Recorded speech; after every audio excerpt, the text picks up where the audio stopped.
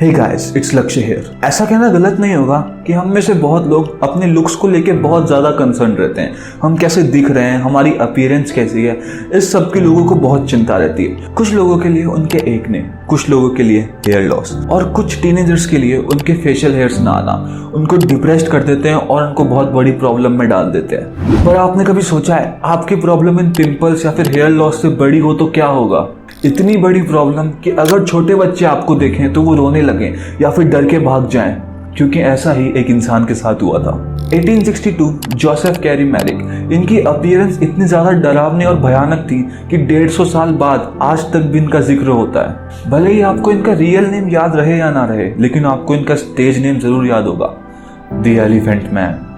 ऐसा मानो या ना मानो, जोसेफ कैरी मैरिक इस दुनिया में एक हेल्दी बेबी के तौर पर ही आया था, जैसा मैं और आप सब लोग आए थे। किसी भी प्रॉब्लम या डिजीज का साइन नहीं था, कोई भी डिफॉर्मिटी या एबनॉर्मेलिटी नहीं थी। जोसेफ का बचपन बहुत ही खुशहाल था तब तक जब तक वो 2 साल का था, और उसके बाद उसके हेड पे एक बड़ा सा लंप आ गया और उसके लिप्स स्वेलो होने लगे। जब तक जोसेफ 5 साल का हुआ, उसकी स्किन बहुत ज़्यादा रफ और बम्पी हो चुकी थी। उसका स्किन कलर चेंज हो रहा था ग्रे कलर में, और वहीं पे जोसेफ का राइट आर्म बहुत ज़्यादा ग्रो कर रहा था लेफ्ट आर्म के कंपैरिजन में। तो अगर तुम कभी अपने लुक्स को लेके परेशान हो, चाहे वो तुम्हारे पिंपल्स हो या फिर हेयर लॉस हो और तो और या फिर तुम्हारे फेशियल हेयर्स हो, ये बात याद रखना, जोसेफ मैरिक के कंपैरिजन में आप किसी सुपर मॉडल से कम नहीं हो। जरा सोच के देखो, स्कूल में जोसेफ को कितना ज़्यादा बुली किया होगा just because he doesn't look good.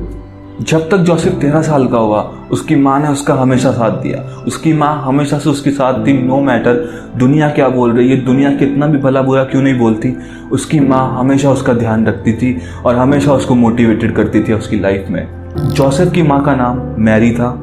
Mary को लगता था कि जोसेफ की ऐसी हालत का कारण वो खुद है। प्रेगनेंसी के दौरान मैरी बहुत ज़्यादा डर गई थी एक एलिफेंट से, जो कि एक सर्कस से छूट के भागा था।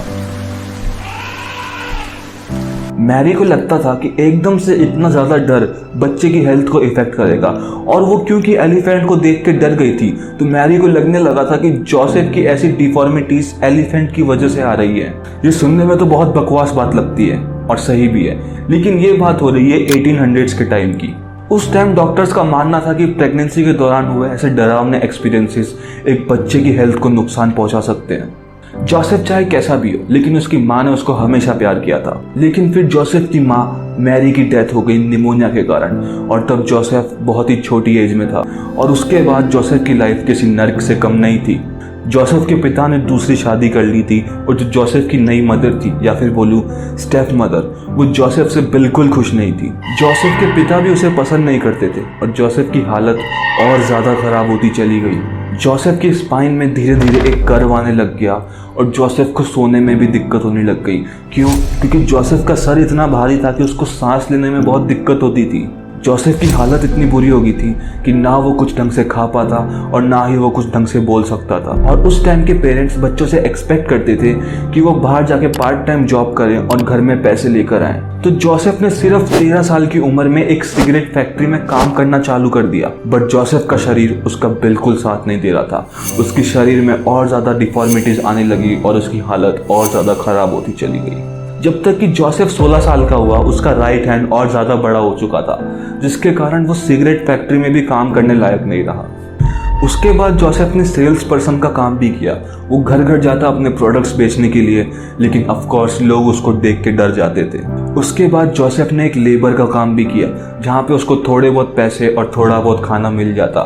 लेकिन जोसेफ ने सोचा, मैं अपनी जिंदगी ऐसे नहीं जीऊंगा, मुझे अपनी लाइफ में कुछ करना है, मुझे पैसे कमाने हैं। तो इन सब हालातों के चलते जोसेफ ने एक फ्रीक शो ज्वाइन कर लिया, जहाँ पे उसको बहुत सारे पैसे मिलते हैं, क्योंकि बहुत सारे लोग जोसेफ यानी कि द एलिफेंट मैन को देखने आते थे।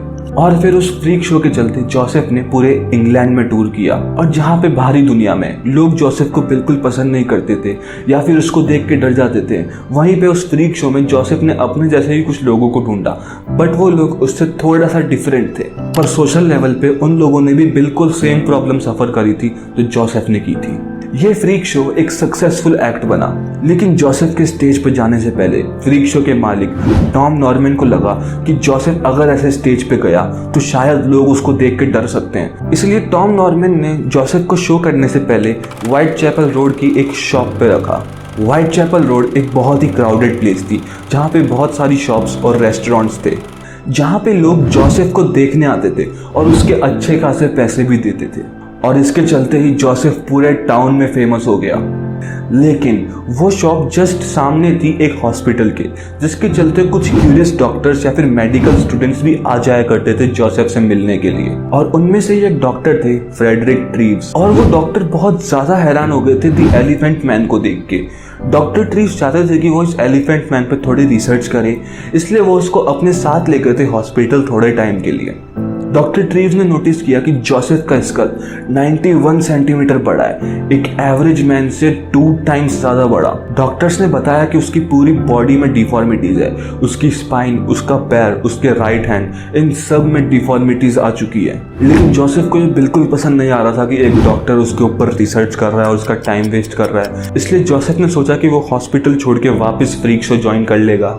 लेकिन अनफॉर्चुनेटली खराब टाइम के चलते पुलिस ने फ्रीक शो बंद करा दिया, ये बोल के It's wrong.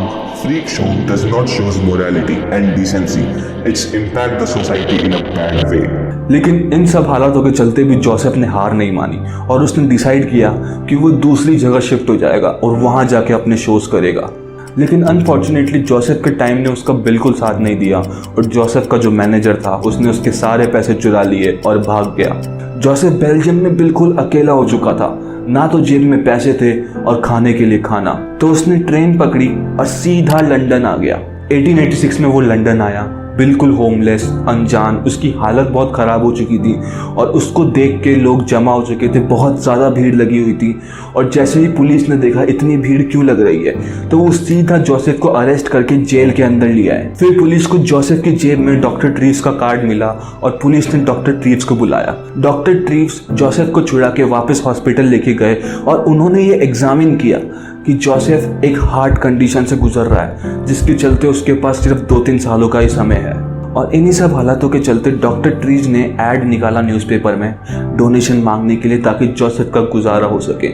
और सच बताऊं तो जोसेफ के लिए इतने ज़्यादा पैसे आए कि हॉस्पिटल के नीचे 2 कमरे बनाए गए, जिसमें जोसेफ बहुत खुशी खुशी रहा। और वो 2 साल उसकी ज़िंदगी के बहुत ही खुशहाल साल रहे। उसने सब कुछ खाया, सारी मस्तियाँ करी, और इन 2 सालों में जोसेफ को किसी ने भी परेशान नहीं किया या फिर डांटा हो या मारा हो उसके लुक्स के चलते।